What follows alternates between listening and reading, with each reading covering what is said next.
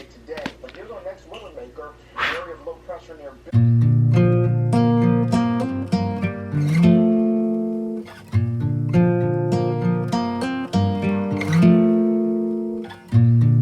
Tell me what you want with me. Is it just some rest you need? An escape from the world? Oh, then let's escape the world. Am I in the high? Are you bouncing up and down, far above ground? Am I in your car? My soul's twisting and turning. Every night I fall asleep, you are within me. Dimensions rise, and I'm sure that we've shared multiple lives before. Am I in the high? Are you bouncing up and down, far above ground? Am I in your car? My soul's twisting, almost hurting. Like you are in me.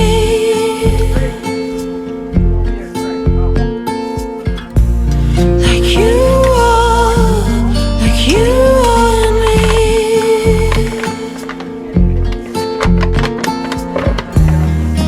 You're in every part of me. Crazy. Oh, how can this be? Fibers in my holy body.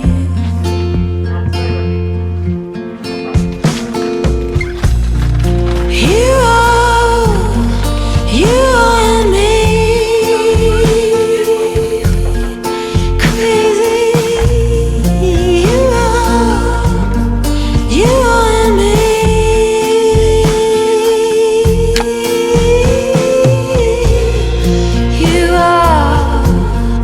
You are in me.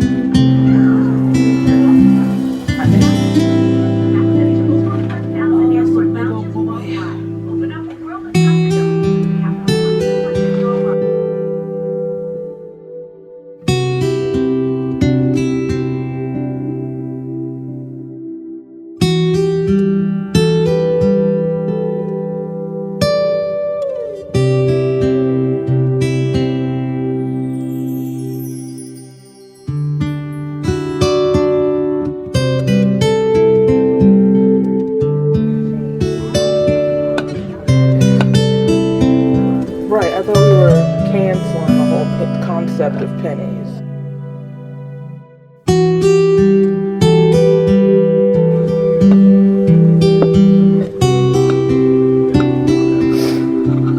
Should we cut a piece, take for Emily? Wrap a piece up?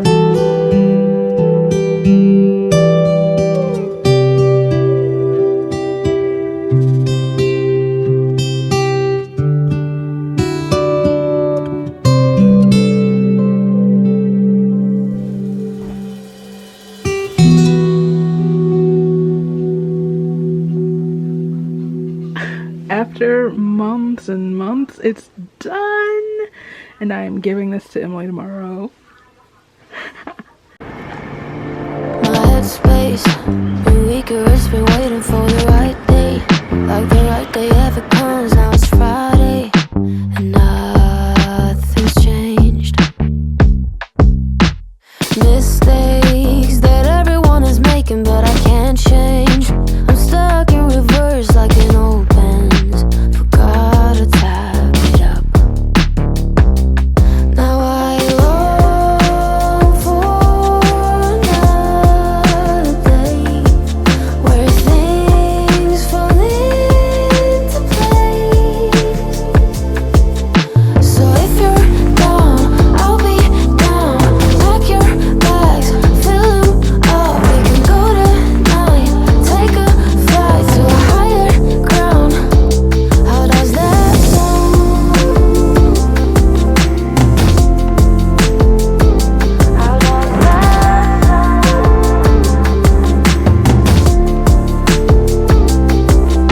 So strange, why it always feel like it's too late. Waiting nothing here and it's too late. But that's not true. It's not strange to quit another job cause it was draining. To try a different road though it's been fading in your mind cause of time. Now I long for another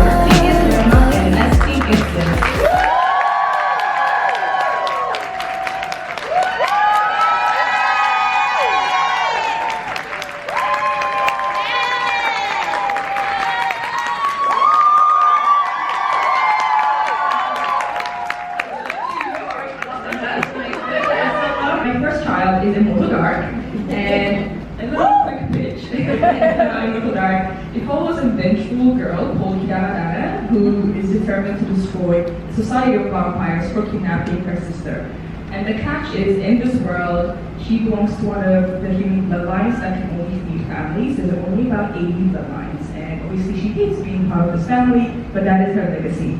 And because of that, she has been running away from the society with her sister until the day her sister is kidnapped. So unfortunately for Kira, she has to go into the society and pretend to be part of their customs and culture, and even live with the person that sort of took her sister in order to bring it to justice. And he's an arrogant, annoying vampire to her, and it's enemies to question mark. You don't really know. The sins and also the blessings that we inherit. And this is a theme that I love, and I get very, very fixated on. I love to see how different authors approach it. So it's just really me throwing the family and ancestry ball in your court, and just inviting me to share a little bit more about the ways in which you explore the theme in the work, and why that was such an important theme for you. I love that question, yes. The ancestry question, which is like our theme, is something that's very close to my heart because, fun fact, so I grew up in Ethiopia for the first time of my life, and as a teenager I moved to Australia. So I'm sort of like pulled to stories that always have a conversation around where is your culture, how does that change, how does it sort of disappear, and are you yourself, if you're not really connected to the homeland, the ancestry, your line? And I felt that more dramatically because I had this sudden switch when I was a teenager, so I could distinctly remember myself in Ethiopia as an Ethiopian girl, and then living in Australia as like a young Australian girl.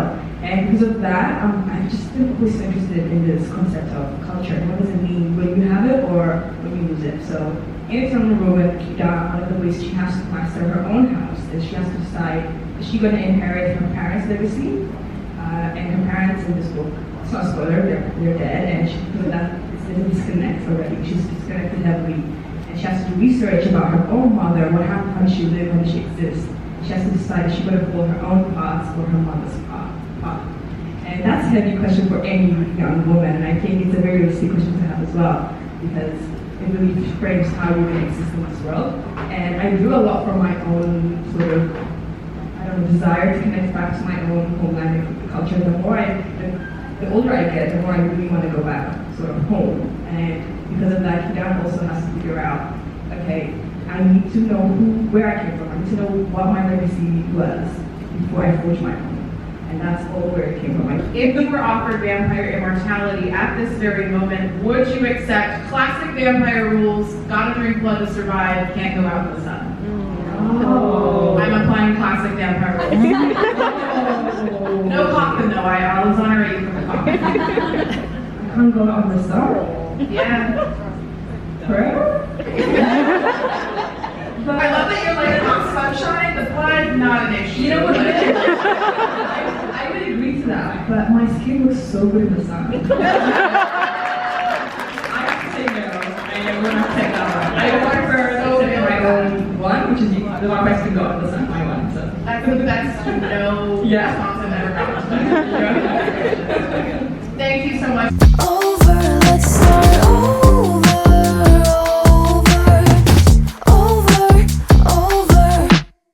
Bonjour, bonjour, mon petit chifle, Amber here. Happy November. Happy Hunger Games. Happy Hunger Games. Welcome to the 74th Hunger Games for my 17th time. If this is your first time stumbling upon me and this channel, every November for like a decade now, I reread the Hunger Games. It started, I read the initial series, and then as the movies were coming out, I would reread the series. I would reread the series prior to each movie coming out. And then because I don't know if the first one didn't, but like the last 3 Hunger Games films, I believe, came out in November. It became like a tradition. Every November I would reread the series. After the movies finished, I just continued. And 17, this is the 17th time I'm reading this series. This is my favorite series. Everyone who has watched any millisecond of any video before knows this. This is my favorite series. Catching Fire is my favorite book of all time. I've got it on me forever. And yeah, I'm very excited. Ideally, my initial plan when I started last year thinking of how I would do Hunger Games month a little differently, I wanted to be in North Carolina in, what is it, the Henry Milling, where they filmed the District 12 in the first movie. You can stay there. There's like a little not cabin, but like a Airbnb essentially on the land, and I thought it would have been cool to at least read the first book there. Maybe next year, or maybe I'll wait till 3 years until I read the book for the 20th time. Jesus. But yeah, I just wanted to start this vlog. I wanted to welcome you all to Hunger Games month.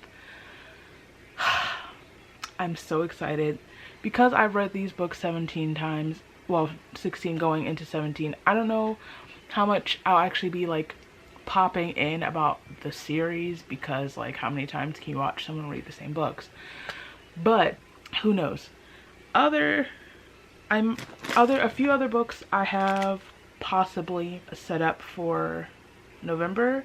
I'm currently also listening to the Poppy War, rereading the Poppy War in preparation to go into the, what is it called? The Dragon Republic. I might be reading the Dragon Republic, but I definitely will be finishing the Poppy War. I have like 2 romance books I definitely want to read. I when I recently got both of these, The Very Secret Society of Irregular Witches by Sangu Mandana and If It Makes You Happy by Julie Olivia. This one I definitely said I wanted to read after October and my very traumatic Sinners TBR. This is like a cozy, witchy, cozy fantasy. And I just feel like that's something I need to like kind of decompress. And then this one also is in autumn romance, takes place in 1997 in like this small town in Vermont. It's very Gilmore Girls, which I was just watching, and I want to definitely read this before the end of the season. I also mentioned briefly To No One But Myself, Lost Souls Meet Under a Full Moon by Mizuki Sugimura, which is translated by Yuki Tajima from Japanese. Very quick, short. I keep saying, I've said multiple times that one of my goals for the year was to read at least a few translated works, or at least works that weren't originally published in the US or in North America. So possibly this, but I also have finally got two of my priorities for the year. I say that as we're very close to the end of the year, but Gideon the Ninth by Tamsin Muir. I'm finally doing this. I'm finally starting this series. And then I have Their Eyes Are Watching God by Zora Neale Hurston. I would like to read my first Zora Neale Hurston this year. I have 8 weeks, essentially, before this year is next year. So I don't know how much of that will actually... Oh, and then I wanted to read The Wizard of Oz before Wicked comes out, but if anything, I'm going to listen to the audiobook of that like I did for Anne of Green Gables. That shouldn't require too much of me. But yeah, that's a tentative November TBR. We'll see. Briefly, one more thing before I go. Like I said, I am reading The Hunger Games right now. I'm actually quite a bit, I'm about halfway through.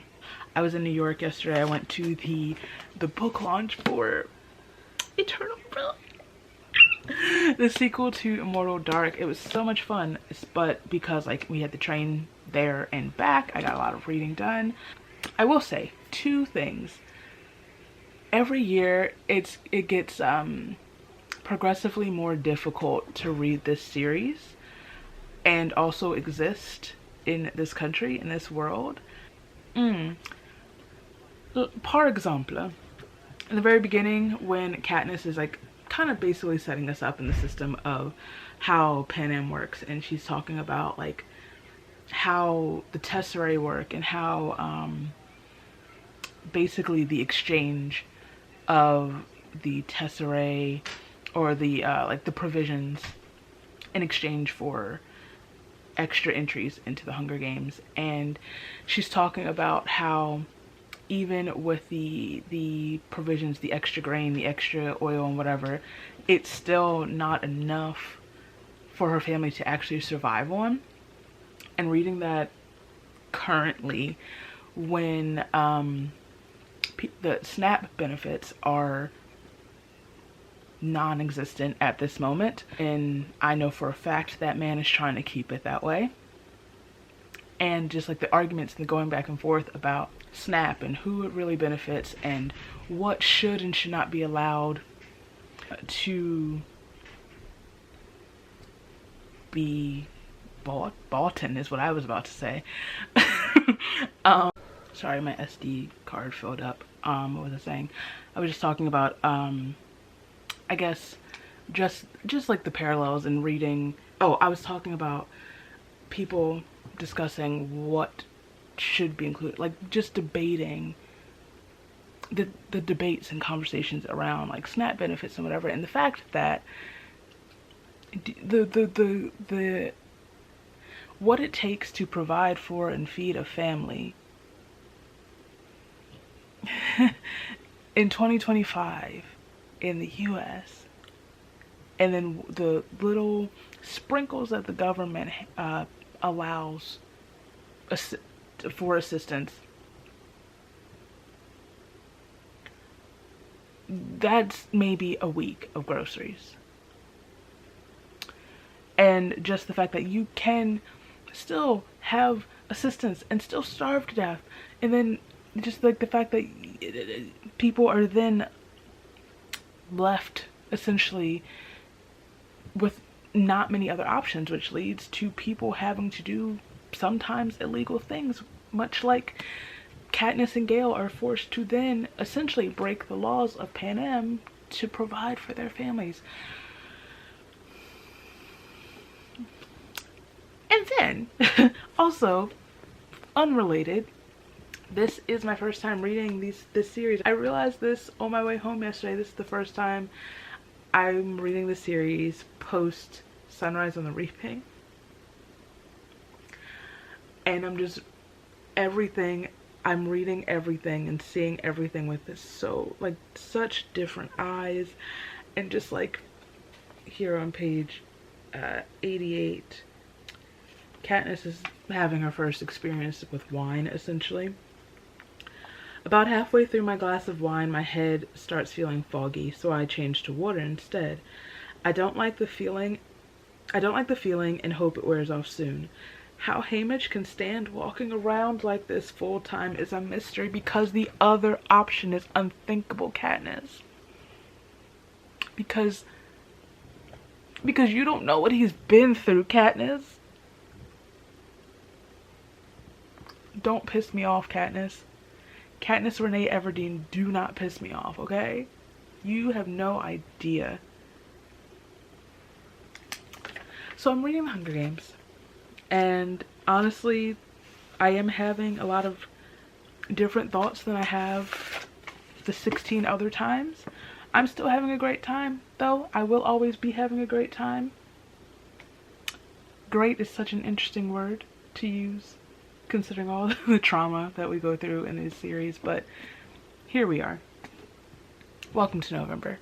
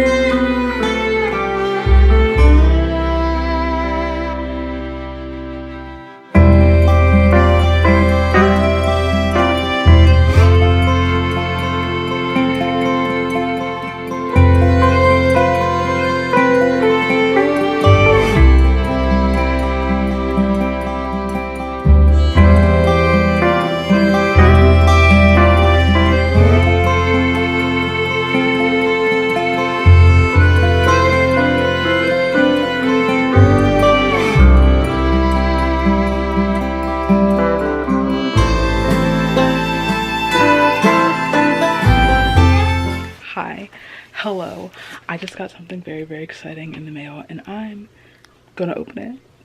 I was gonna wait closer to Christmas, but it's very early in November, so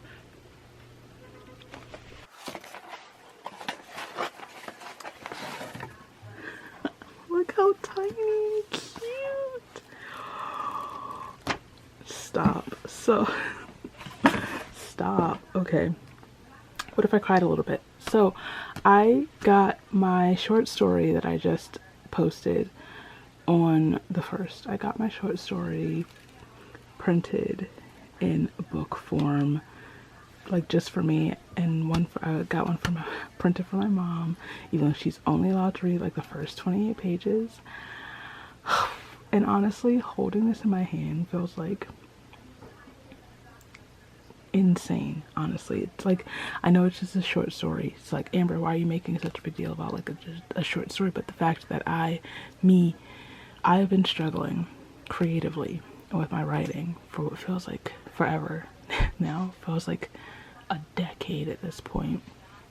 And the fact that I just finished anything that I don't hate, something that I feel makes sense and is pretty well written as I'm going to give myself credit for, just to hold it like officially in my hands and have it like out in the world. It's on Substack if you'd like to read it. I will link it below. Even though by the time you see this it probably won't be Christmas season anymore, but it just feels crazy and just kind of, I don't know, it is motivational and like inspirational and just, but like I said, I was gonna wait to give my mom hers until Christmas, but it's November 7th, so I'm gonna write a little note and then I'm gonna go give this to her. Very good.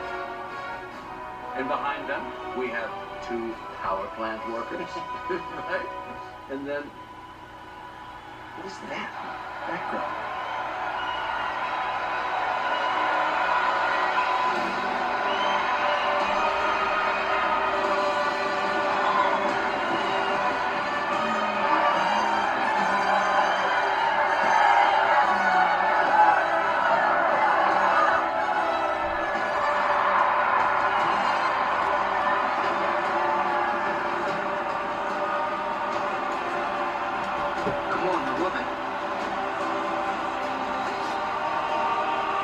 Hello.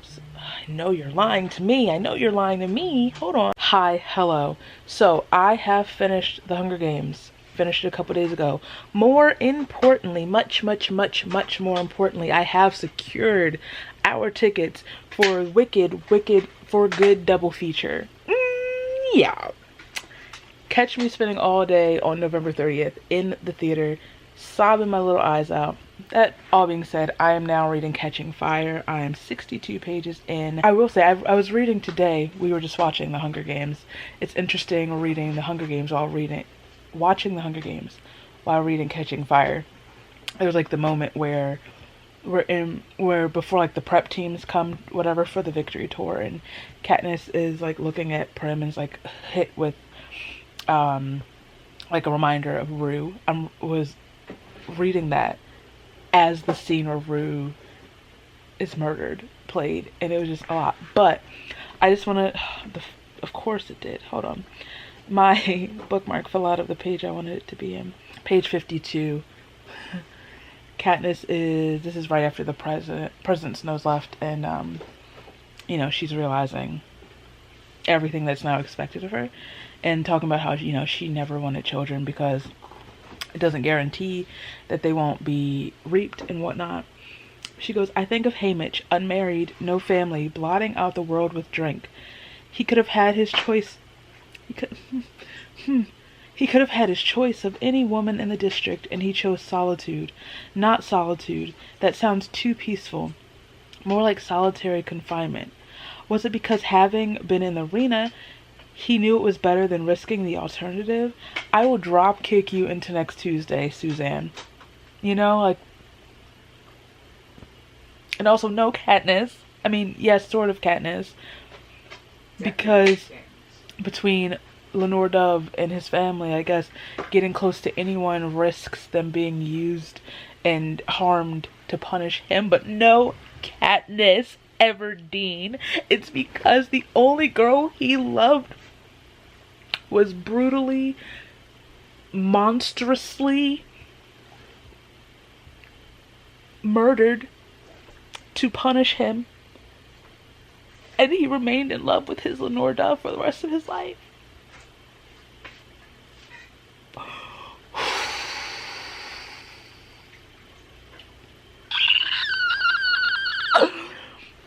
Anyway, I'm feeling a bit distracted today. This is kind of one of those days. The last couple of days have been like that type of day where I have like a bunch of things I should be doing, therefore I can't really do any of them. and I'm struggling against distraction, so I am reading today a bit slower than I would like to, considering it's catching fire. I should be halfway through it by now, but I just wanted to update, and I'll see you when I see you. When I catch you, Suzanne.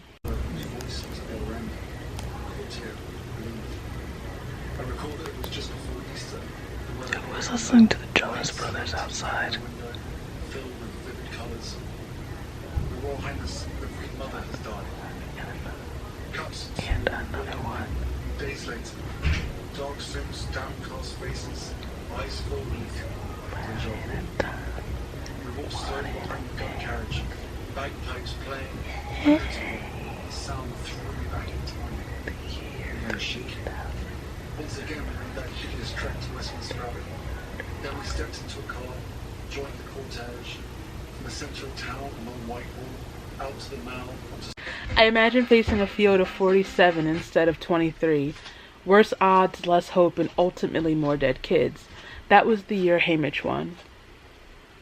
I had a friend who went... I had a friend who went that year, says my mother quietly. Measly Donner! My queen. Her parents owned the sweet shop. They gave me her songbird after the canary. I'm fine. I'm doing so fine. Suzanne, when I catch you. When I catch...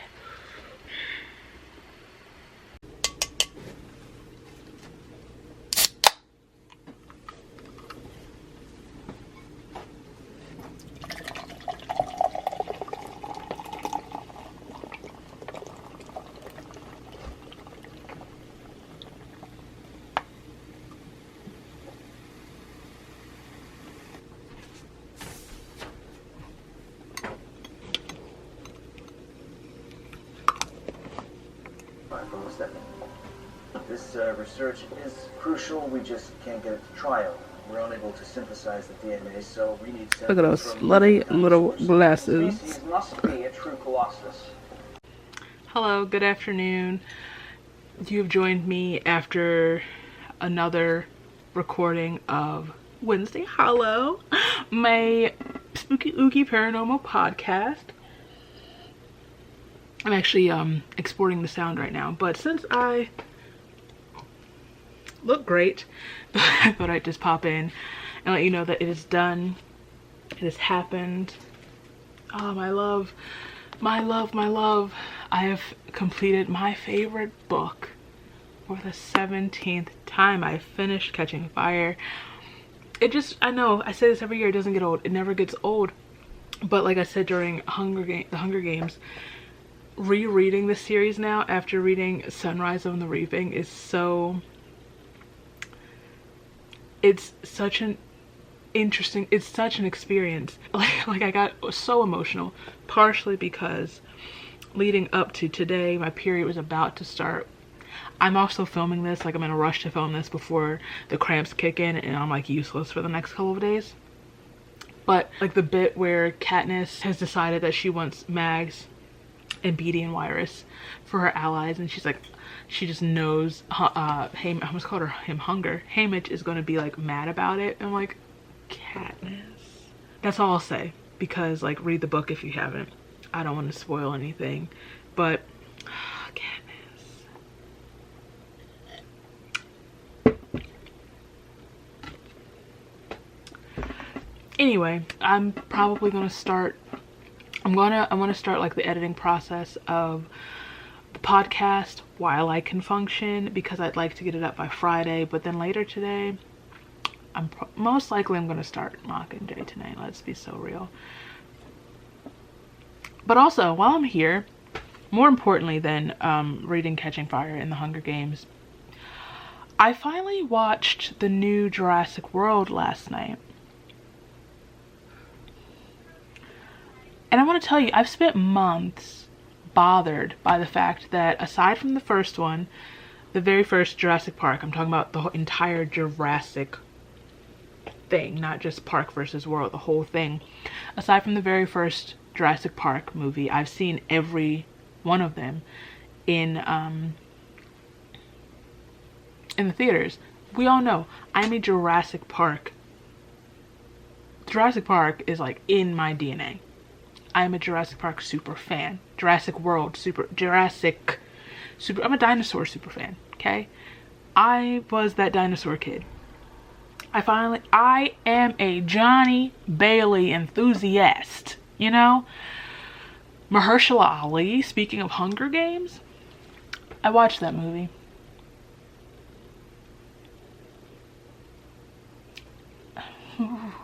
I'm so thankful that I did not waste my money on that movie. Johnny Bailey and his slutty little glasses couldn't even save it. Do you understand how, two things. Never in my life, me, who is planning to have a velociraptor skeleton tattooed probably on my thigh at some point in my life, the fact that I never thought that I would watch a Jurassic film and declare before the movie was over that I'd never watch it again. Do you know how repulsed I am that I have to admit out loud, that I have to say out of my mouth that I prefer a Chris Pratt movie, when for years now I have been fuming over the fact that that man infiltrated my favorite franchise.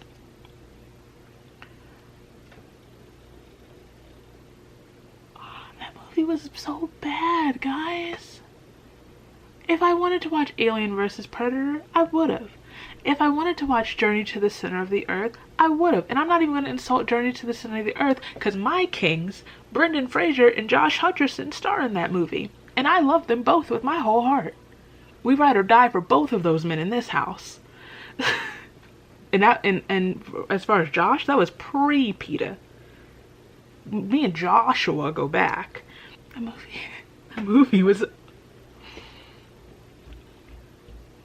That movie was a hate crime designed specifically to hurt me.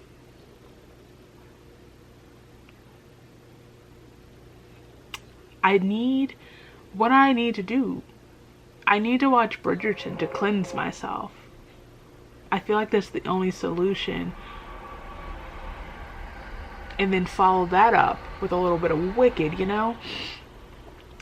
I did turn, after I survived the movie, I did immediately put on the first Jurassic Park, and I was up until like 3 a.m. because I had to do some self-care. I had to do some intervention before I put my face through a wall, before I wrote a letter, you know? Now, Mr. Spielberg, why would you put your name? Why would you? You are a very rich man. You didn't need that check. You could have said no. You could have said, I will not be executive producer of this mess. Thank you so much. Don't ever insult me like that again. I gotta go.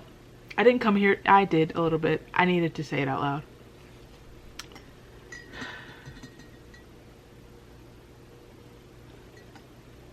I was not dancing through life. Also, what was the point? What was the point? What that actually could apply to so many points in that movie. Bye.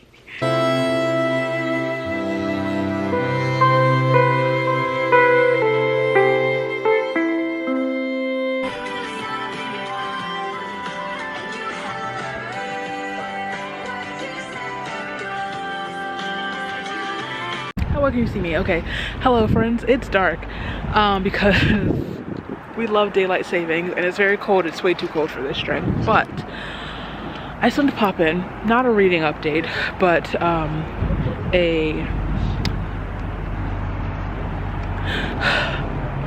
I woke up at the butt crack of dawn today with hopes and prayers and manifestations that, do you mind?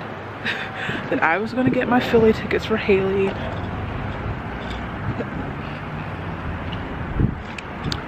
I was kicked out of the queue twice. So weird. And then somehow they registered me as they decided I was a bot. Kicked me out twice. Tickets sold out in like 3 minutes. Both Philly shows. So I waited an hour. I didn't intentionally wait an hour. I was having a meltdown for an hour. And then I was like, all right, I'll try Nashville. Watched in real time as that show sold out. So I will not be taking my mom to see Haley on her birthday. That's okay. And you know what we do when we're sad and on the brink of a breakdown on day 3 of our period? Obviously, we go get books. After you, mama. Are you hurtful? I don't know their children's books.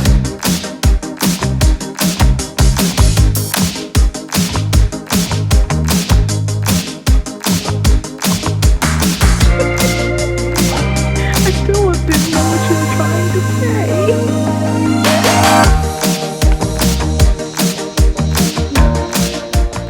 Hello, friends.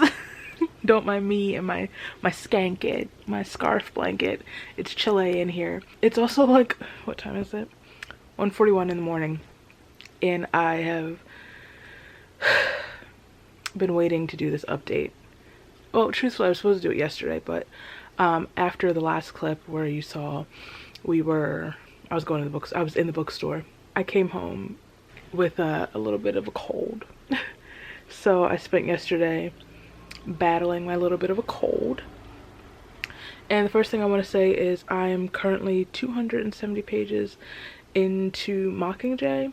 I just finished reading for the day not too long ago, and I'm a teeny tiny bit frustrated because I should have been done this book a few days ago now.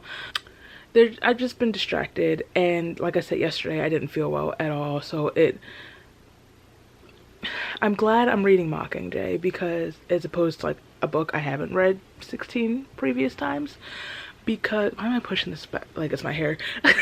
Because especially yesterday I was just ice skating through this story. If I didn't already know it inside out, upside down, I would not, like if it were a book I didn't know, wouldn't have retained anything. Possibly would have had to put it down because I would have had no idea what was going on. But today was a better day. I'm back invested. I don't know. But I also briefly wanted to show you what I got from the bookstore yesterday. I had a great time. I had a really good time. It was much needed to make up for my hurt and disappointment about not getting my Haley tickets. Speaking of Miss Williams, if you're nasty, I did. This is actually one of the main reasons I went to the bookstore, because when we were at Barnes & Noble in New York for the Eternal Ruin launch, I saw it there, but I was on a tighter budget.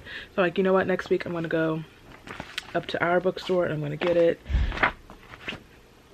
And honestly, of all times to pick it up, a little bit much, you know. I ended up getting 4 books. I ended up getting 4 books, you know. I regret nothing. So the actual book that I went to the bookstore to pick up, I finally have a copy of It's Different This Time by Joss Richard. I've been seeing this book all over my Instagram timeline. I don't even remember who posted it initially. It might have been BK Borson, honestly, where it caught my eye. I'm really having a fall romance moment where I've been like collecting them. Haven't read any of the ones I've bought recently yet. Soon, within the next couple of days. I saw the cover, love the cover, and this one, like, it's like a second chance romance, of sorts. It's like estranged friends have to move back into their estranged friends, former roommates who have to move back into the apartment that they shared, and it's like unearthing like old feelings and yada yada. I'm not describing this correctly, but it definitely piqued my interest. This takes place in New York in the fall, and that is also a huge selling point. So sticking with seasonal romance, don't do this to me right now. I finally got my copy of Good Spirits by B.K. Porras. Anyway, memory card filled up really quick. Anyway, I'm back. I got Good Spirits. Ooh, that feels nice. Anyway, I got Good Spirits by B.K. Porras. Also, I am loving the sprayed edges, the little poinsettias. How holiday, how Christmas. This is a Christmas holiday romance, that paranormal romance. It follows an antique shop owner and the ghost of Christmas past that shows up in her living room. B.K. Porras can do no wrong in my eyes, so I trust that this is going to be a 5-star read for me. Another book that I'm hoping to read before the year is over. I finally got a copy of If Beale Street Could Talk by James Baldwin. I've read my first James Baldwin last year with Giovanni's Room, and I also had the, what edition is this? The like vintage international edition of that. I love these covers so much. So obviously I walked by this in the bookstore. I'm like, yeah, put it in the cart. I need it. Especially because I'm hoping it's one of the few remaining books on my 2025 TBR. Probably when I get around to this, I might listen to the audiobook alongside it, because I've had the audiobook for a long time, downloaded, never got around to it. But either way, I needed a physical copy. I needed this specific edition. Speaking of editions and covers, I found The Good House by Tananarive in my bookstore, and this is a big deal to me. One, this was the last copy in the store, and two, this one was the splurge for me, because I was on my way out of the bookstore when I saw this. And I recently discovered, like while I was reading The Reformatory last month, you know, I was looking up The Good House, pricing it for whenever I'm ready to read it, and I discovered that this book has recently had it's received a new cover. So everywhere I've looked, the original cover is not available to purchase, or if it's like on a used book site, it's stupidly expensive. So I found this in Barnes & Noble, the last book on the shelf. I was not leaving without this. I don't know when I'm going to read it. That doesn't matter. But I wanted the original cover. I needed the original cover. One, because it goes with my copy of The Reformatory. Two, I like this cover better than the new one. So I'm just really excited. Also, I like the feel of this paperback. I can't believe how I will reach for a paperback more frequently than hardbacks now. It's mostly because they're so expensive. Books are too expensive these days. It's taking away from the fun of reading. I said I bought 4 books. I bought 5 books, because then we went to Home Goods, which is right next to Barnes & Noble, which is dangerous. And then there's a TJ Maxx. But we went to Home Goods, and they have a book section. There were a lot of Emily Henry books. I might have to go back when let me finish the first 3 in this series, my Emily Henry reading journey, before I commit to anything else. Because I don't know if I'm going to really be an Emily Henry girly after the first 3. The jury's still out after Beach Read. But I found this gorgeous edition of Wuthering Heights. Look at this. I read Wuthering Heights last month? No, September. I forgot it's November now. I read Wuthering Heights in September, my first Bronte. Really enjoyed it. I had a time with that book, and this is so beautiful. And honestly, my mom told me to buy it. My mom told me to buy it. I was like, dude, should I really get it? She's like, I really think you should. I love Wuthering Heights. I'm like, I was not aware that you read it. She's like, no, I didn't. I meant the movie. I love the movie. Honestly, valid. That's valid. It really it really is. So shout out to the movie, I guess, because now I have this gorgeous copy of the book. Yeah, that was my adventure the other day before the cold kicked in. I'm feeling better now. Like I mentioned previously, I do plan to do a haul, a proper haul, but I just wanted to show you the goods that I got. Anyway, I'm gonna go. I'm rewatching Once Upon a Time. Bye.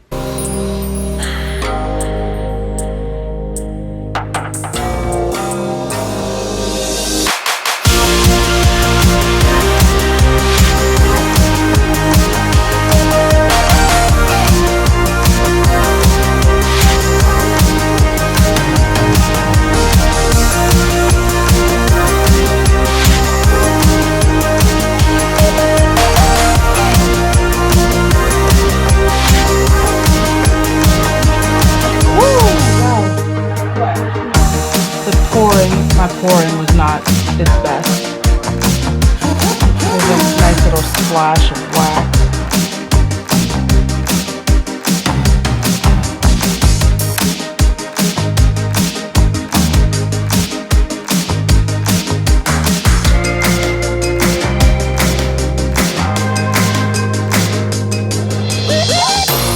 There's a human cry from below. Someone's still alive, I plead.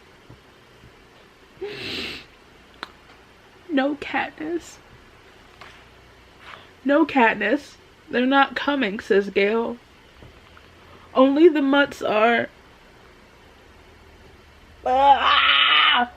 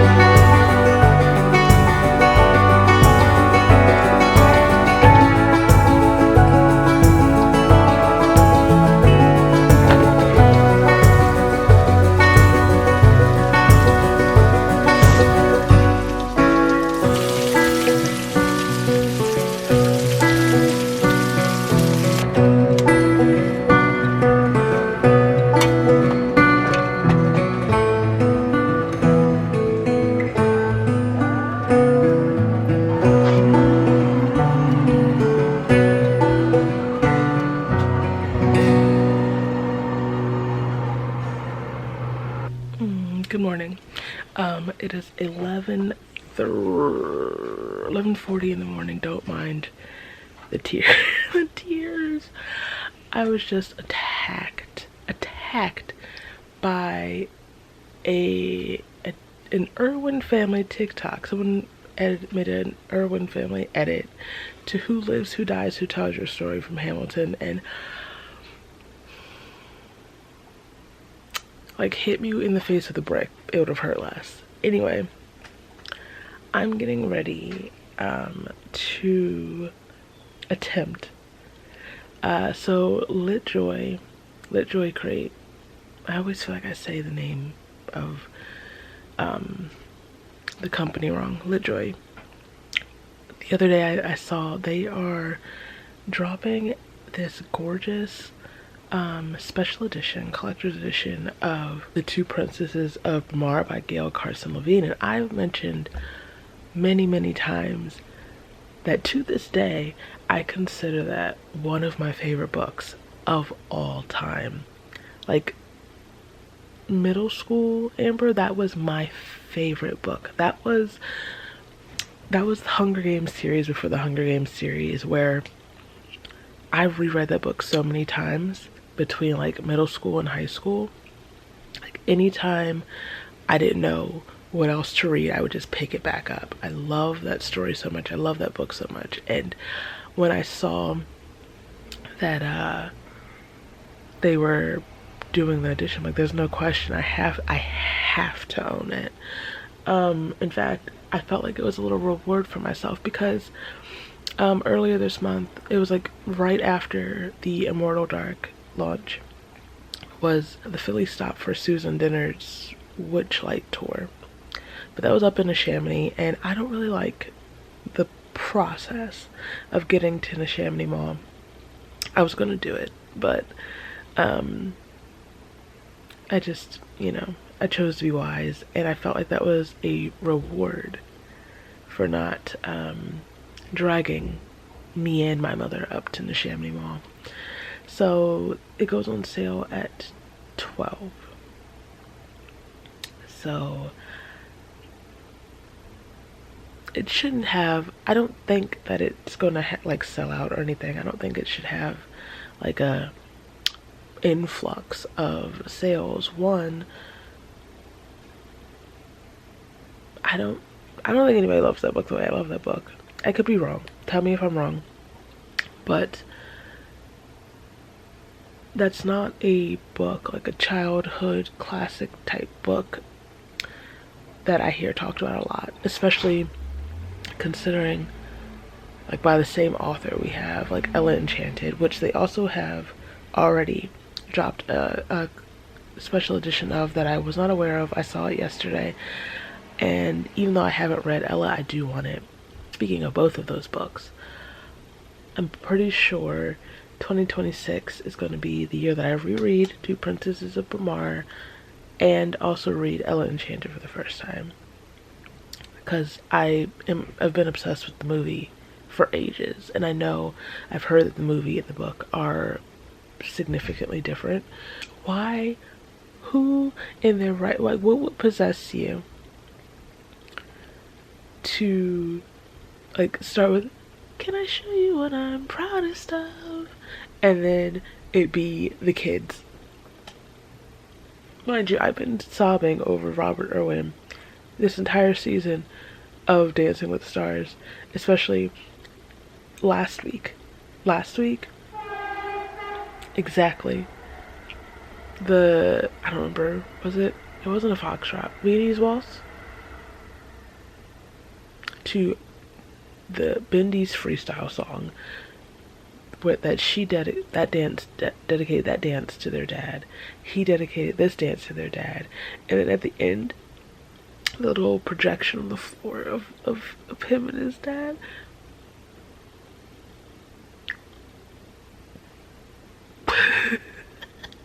Wow! Anyway, I gotta go. Anyway, wish me luck. I'll report back if I'm successful. Guten Morgen, friends. It's very early, it's cold, and I'm tired, but Today is Thursday, the 20th of November, and me and my mother, we're on our way I waited a whole year to say this. We are on our way to go see Wicked for good. Yes, the movie comes out technically tomorrow. Riders should expect crowded conditions, skipped stations, delays, and canceled trips as regional rail trains undergo large-scale, federally mandated inspections. Please check SEPTA.org. Anyway, it comes out tomorrow, but this morning they are running, I think it's one of the last double features of Wicked Part 1 and Part 2. So we're going to be in the theater for this announcement and the train at the same time. We're just annoying. It's very rude.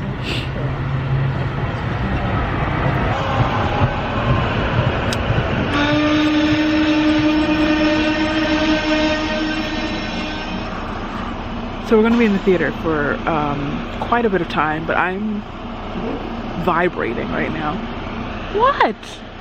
I moved over, you moved over. I didn't notice. Anyway, so while we're here, we have a little bit of time before the train comes. I just wanted to update you really quick. I started reading If It Makes You Happy last night. If it makes you happy. I'm not that far into it. I'm like 20 pages in. But yeah, this book follows a main character, Shelly. Is her name Shelly? Shelly, whose mother's recently died, and she's like taking over her mom's bed and breakfast. Her parents have retired to this quirky small town in Vermont. It takes place in 1997, so very Stars Hollow. And I'm just barely past the prologue. Oh, a cardinal! Stella is also recently divorced, and it follows her and then Cliff, I believe is his name, who is a baker. He is also divorced single father. I think it's sort of like not enemies to lovers, but kind of like, you know, that Luke and Lorelai, grumpy sunshine type vibe. But like I said, I'm barely past the prologue, and I'm so glad she's divorced this man, because my God, one of the very last things he says to her is, "You deserve to be alone." And I just had to close the book for a second. I'm just like, I hate men. Ooh, wow. But anyway, I'm excited to continue reading this. It seems like it might be a little bit more emotional, or sort of complex maybe than I was expecting. Could just be the setup for the prologue, who knows. I'm just really in chapter 1.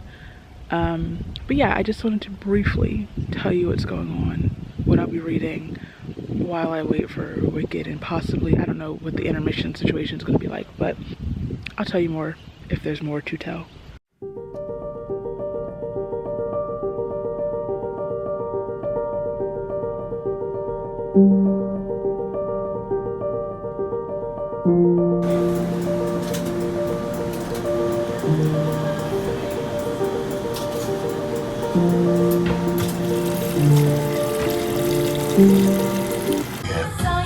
This was fun. Okay. This is me before Wicked for good. This is me before Wicked for good.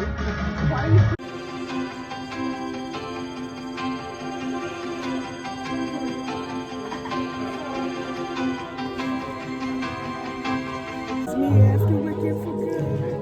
Sorry.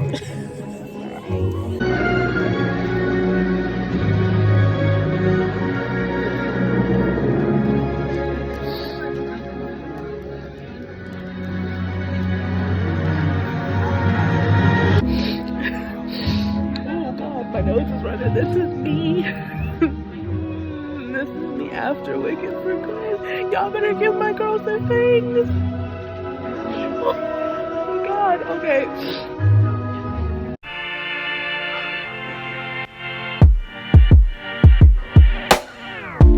There's a world inside my head.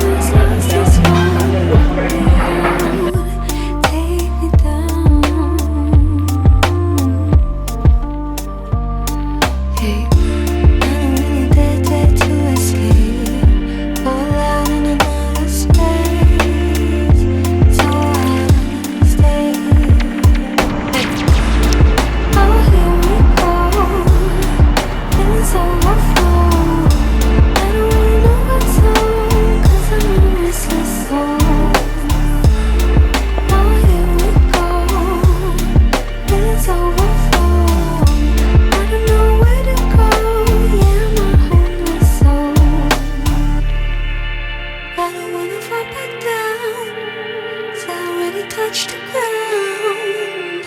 Someone please hear me. Oh, here we go. It's overflow. I don't really know my tone, 'cause I'm a restless. Oh, here we go. It's overflow. I don't know where to go. Yeah, right here. It's overflow. I don't really know what's wrong. Oh, here we go. It's overflow. I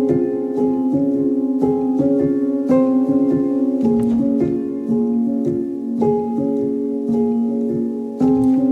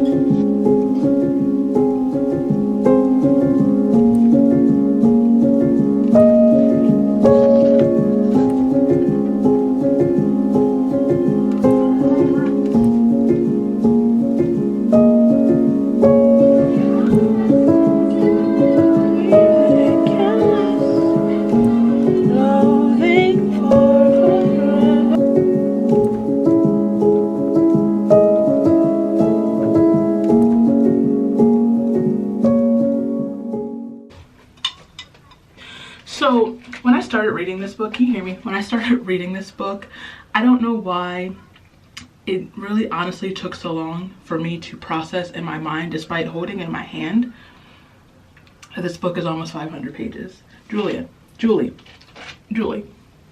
can I call you Jules? Huh? 500 pages for a romance. That being said, because it's so long, I do have such an appreciation for it because, first, let me say, I'm having such a good time with this book. I'm loving Cliff and Michelle's journey. And like I was saying, because of how long this book is, it is, hold on, I'll be right back. Anyway, what was I saying? Okay, I am having such a great time with this book. I am enjoying Cliff and Michelle's journey and navigation of this this friendship, this relationship. Clifford Burke is the cutest little nerdy man in the world, and I need one expeditiously. But as I was saying, because of the length of the book, Julie can really craft and perfectly execute this sweet friendship before it goes full-blown obsession, full-blown sexual attention, yada yada yada. This is such a perfect friends to lovers type thing because it truly takes its time crafting the friendship and making it believable and showing you how these characters fit and fill each other's, well, we haven't gotten there yet, but this book is so comfortable and just like tender and cozy and just perfect, and such a slow burn. My slow burn girlies, this is truly such a slow burn. I am this far in, and the match, the burn is just finally able to start engulfing these characters. I love Cliff and his girls. I love this stupid human dog. There's a lot about Michelle and her character and how she presents herself and how she feels about herself that I feel on a deep spiritual level. And once again, I need my Clifford Burke, whatever, Cliff, a hot baker with hot wrists and forearms and just, oh man. I don't know what else I had to say, but I did just want to update you. I'm about 338 pages, and so hopefully, ideally, if I go out there and start reading right now, because I'm very behind, I can finish this tomorrow, because I still have to read It's Different This Time, which I see everybody like crying over on Instagram, and honestly I don't know if I can handle that after like this like tender, this like just cozy. I want to be in Vermont so bad right now. I want to be not in Pennsylvania. But that's kind of all the time. Anyway, I just want to update you, let you know that this was such a good choice right now. After all of the traumatic books I've been reading, this is so needed and so appreciated, despite its chunkiness. I feel like this book, aside from the whole Gilmore Girls of it all, and recently also saw it pitched to fans of When Harry Met Sally, so I probably will force my mom to read this at some point.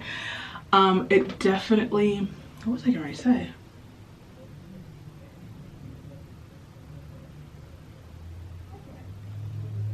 I was about to compare it to something. I don't know what it was.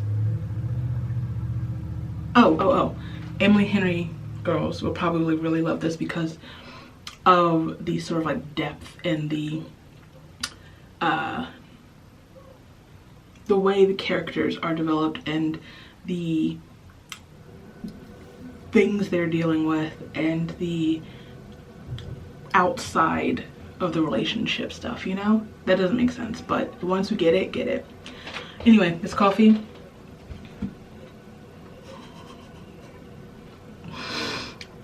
Happy Hunger Games, am I right?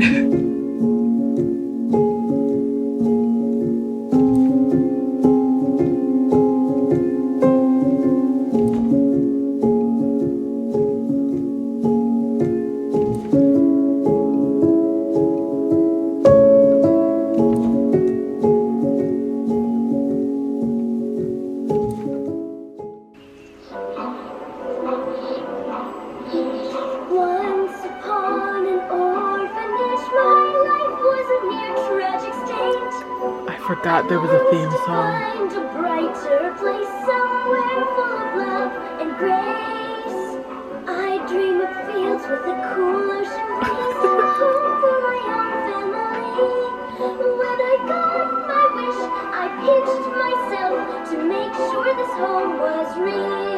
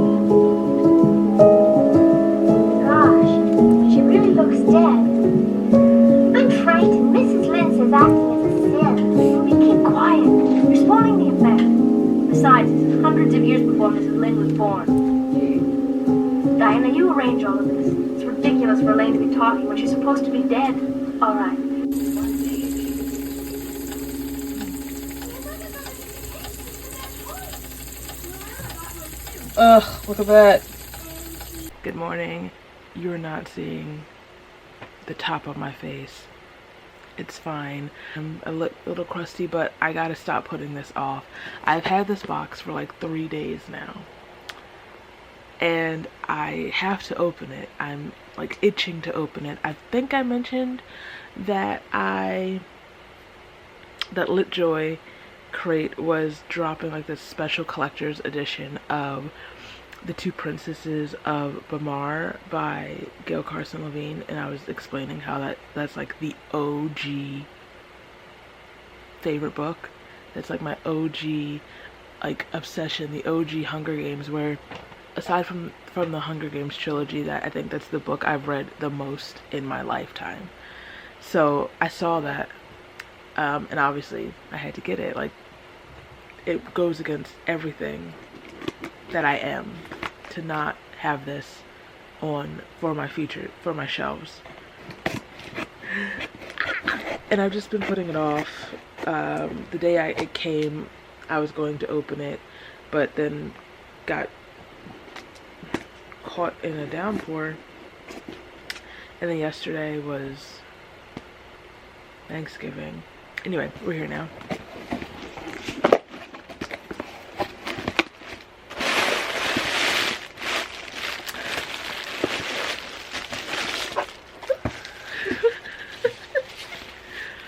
Oh, look. Look at it. First of all, it's so shiny. Look. It's so pretty.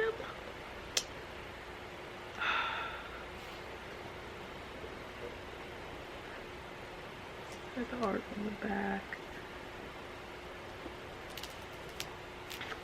Oh, stop. Yeah, I definitely think 2026 is going to be the year we finally reread this book. Not this one, obviously. I've spent this whole time, I was about to say, look at the girls, but I was like, what's the other one's name? Addie and Meryl. Okay, that's it. That's all. I love it. Hey now. Hey wow. Here's how. Come and read. Between the lines, between the covers of a book, it's time to look. Hello.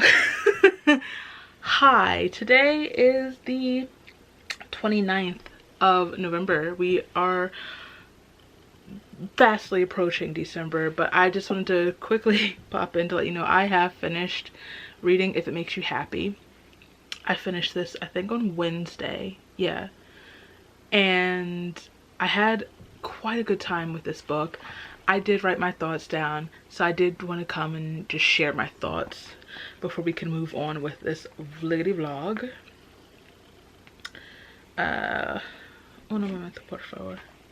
Right, okay. Also, can we believe it's almost time? I will need a new notebook for my reading plans and my thoughts. Anyway, If It Makes You Happy by Julia Olivia. Really quickly, before I say anything, without any other context for anything else going on, not to spoil anything, but I just want to read this really quick. Michelle, our main character, goes, No, Michelle answers honestly, then laughs lightly. I was too uptight in high school to have a boyfriend. A short, giggly laugh bubbles out of Emily. As if, I bet you were banging. Far from it, you should have seen my prom dress. Very poofy. Blah, blah, blah, blah. You went to prom, Emily asks. I thought you said you didn't date. I didn't. I went alone. Now, why am I in this? Why am I in this? Why are we talking about me? I feel blatantly disrespected. Anyway, let's discuss. I said, before I say anything else, again, I just want to point out that I was walking home, caught in a downpour, when I realized that I have a crush on a man old enough to be my father. I'm practically the same age as his younger daughter, Brittany. Somehow along the way I forgot that this takes place in 1997. Anyway, that being said, I adore Clifford Burke something fierce. And I need one expeditiously. A hot small town baker who needs touch like air and would combust if he had to not crack a joke. Someone who sees me the way he completely sees Michelle from the first moment they lock eyes. He reminds me of a straight Johnny Bailey. And I loved every moment between him and his girls. I'm not trying to give anyone's son any children, but I think the single dad trope is becoming a weakness for me. I see so much of myself in Michelle, walled off, kind of abrasive. So to see her loved and seen and appreciated so thoroughly and without any desire for her to change or soften, it did something to me, I'm gonna be honest. This book was so comfortable, not just cozy, but comfortable. I did mention the length, but I do appreciate the time taken to really watch their friendship form and deepen and become like a true friendship and have that solid formation before becoming anything else. My God, was this a slow burn? Words can't express how much I dream of a sweet, quirky small town like Copper Run. Personally, I think I could run it in. I really think I could. I wish I had annotated this the way I thought to initially. I don't typically annotate romances, but I think I'm going to make a point to reread so I can put my feelings on the pages. There were so many times I thought I wanted to like just highlight, or even there were moments where I just thought like a cute little doodle, but I just kept holding back because I'm like, I don't annotate my romance books, but I'm gonna have to go back. Yeah, this was such a warm fuzzy, and I loved this journey. It was the book I needed. After my Sinners TBR, after The Hunger Games, this was the book I read immediately after Mockingjay, and there couldn't have been a better scenario. I'm now reading It's Different This Time by Joss Richard, and honestly, reading is an understatement. I'm flying through this book. I started it on Thanksgiving. It's now Saturday, and I am almost 200 pages into the book. And I keep saying I need to finish it tomorrow. I feel like it's going to be really easy to finish it within the next less than 24 hours. I'm having such a good time with this. I kind of get why it's so easy and instantly captivating. A lot of the dynamic between June and Adam remind me a lot of the characters in my current project, Giselle and Elliot. In fact, there is that sort of like estranged friends second chance. They're forced back together after ending things not the best way, and it's been like a significant amount of years, and just that there's anger, but there's also like you're like naturally wanting to just go back to the way things were. Anyway, I just read a scene. Adam is a chef, so I just went from a baker to a chef. I have a type, it's fine, probably because my dad was a chef. But he just baked a bourbon dark chocolate chai latte cake of something with with a pecan drizzle frosting, and I am salivating. And I have to figure out how to make it for myself because I am having such a chai moment currently. This whole fall I've been drinking more chai than just about anything, and I'm livid that I'm out of cardamom because I make mine like the proper way. Anyway, I want to stop stalling. I've been in here for too long because I just filmed a video, and I do desperately want to get back to this. It's like I said, it's so easy to read. I also just love flip-flopping these pages. I think I've mentioned what this is. I talked about what this is about briefly. Adam and June are former roommates. They used to live in this gorgeous New York City brownstone, 74 Perry Street, which I will make a point to visit next time I'm in New York. Now it's 5 years later, and they are forced back together because they now suddenly own this property after their landlord has died and left it to the last people who lived in the brownstone. And there is a lot of unfinished business. There's a lot of things left unsaid, a lot of feelings that are coming back up, a lot of resentments that are coming back up. It's just interesting. I'm enjoying this. You can tell. I also like that there are flashbacks. There's like the timeline. It's like almost like a dual timeline story where we're in the present day, but we also frequently flash back to their friendship over the years of them living together and like the course of their relationship, and obviously we're going to see what kind of tore them apart. But yeah, this is also interesting because, like I said, it is similar in some extent to what I'm working on. I don't know, maybe it will help the creative juices that are kind of stagnant in some areas. I mean that in a completely non-plagiaristic way. That sounded weird when I said it, but yeah. So I'm gonna get in there. My mouth is very dry. I've been talking for too long. My battery's flashing. And I have a book to read. So I will see you when I see you.